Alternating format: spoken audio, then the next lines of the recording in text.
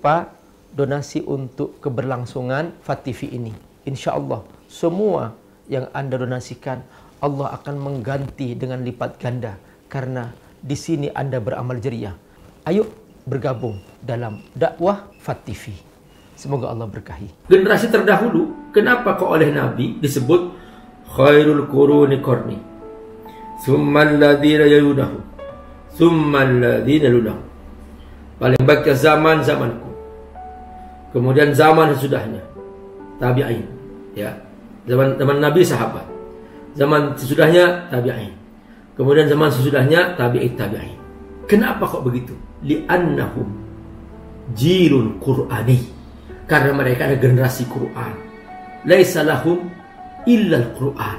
Mereka tidak punya kesibukan selain membaca Quran, bersama Quran. Wa jihaduhum min ajli khidmatil Quran, dan jihad mereka dalam rangka khidmah kepada Quran. Jadi hidupnya mereka Quran. Hum Quranun yamshi, mereka ada Quran berjalan.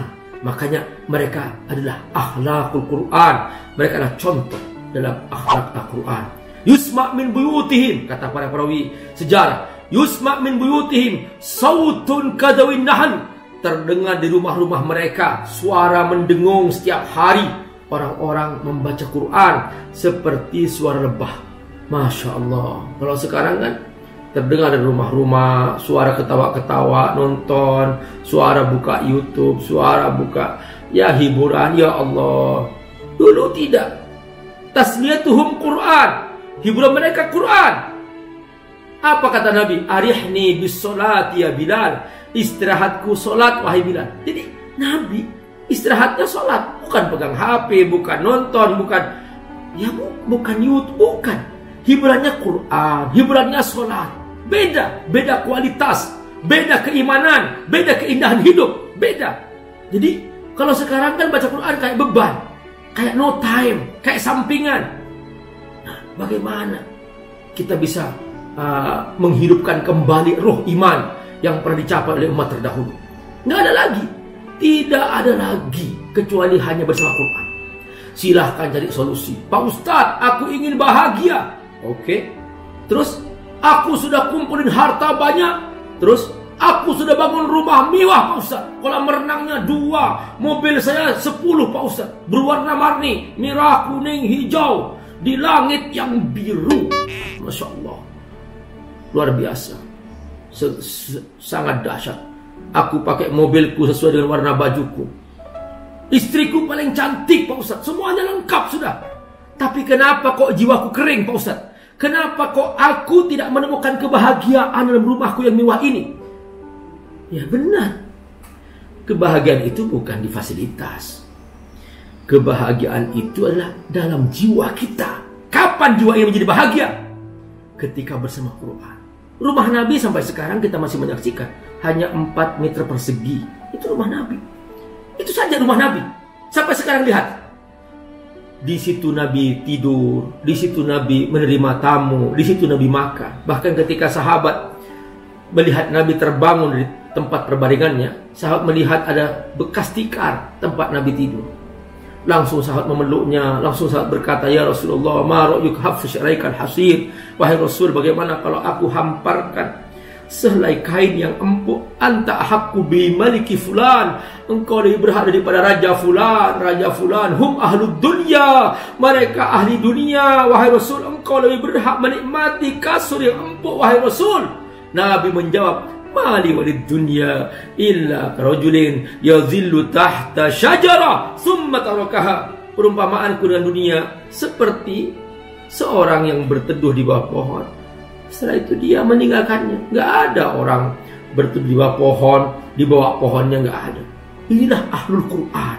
Inilah cara Nabi mengajarkan akhlak Al-Quran. Makanya ketika Aisyah radhiyallahu anha ditanya, kaifa kana khuluq Rasulillahi sallallahu alaihi wasallam, bagaimana akhlaknya Rasulullah sallallahu alaihi wasallam?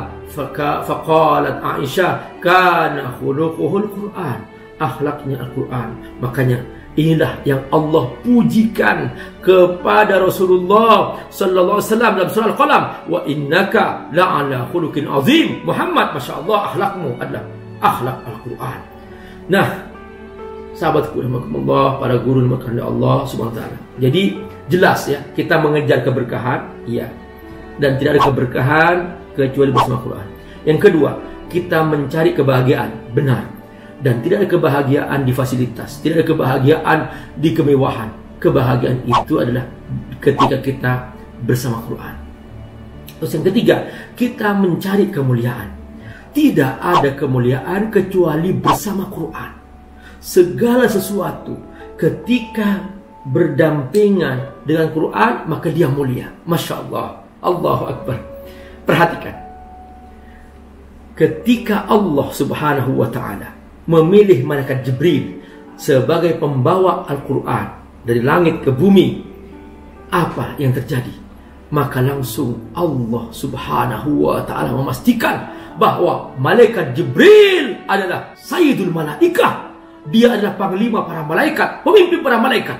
Masya Allah, perhatikan. Dan ketika Al-Quran diterima Rasulullah SAW, maka langsung Rasulullah SAW, Sayyidul Anbiya, menjadi pemimpin para nabi. Dan ini yang Allah tunjukkan dalam peristiwa Isra Mi'raj. Dan Allah Subhanahu wa ta'ala menunjukkan ketika di Masjidil Aqsa, mudah-mudahan Allah segera memerdekakan Masjidil Aqsa insyaallah dari penjajahan Yahudi. Perhatikan, di sini Allah menunjukkan sebuah muktamar terbesar. Sepanjang sejarah manusia belum pernah ada muktamar sedahsyat ini, sehebat ini, tidak ada. Yang hadir para nabi. Imam Bukhari menyebutkan dalam hadisnya yang diriwayatkan oleh Imam Bukhari, 124.000 nabi dan 300 rasul. Pemimpinnya Sayyidul Anbiya Rasulullah SAW.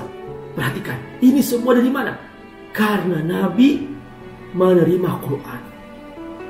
Dan ketika Allah Subhanahu wa ta'ala memilih kota Mekah sebagai tempat turunnya Quran, memilih kota Madinah sebagai tempat turunnya Quran, Masya Allah, maka dua kota ini menjadi paling mulianya tempat di muka bumi.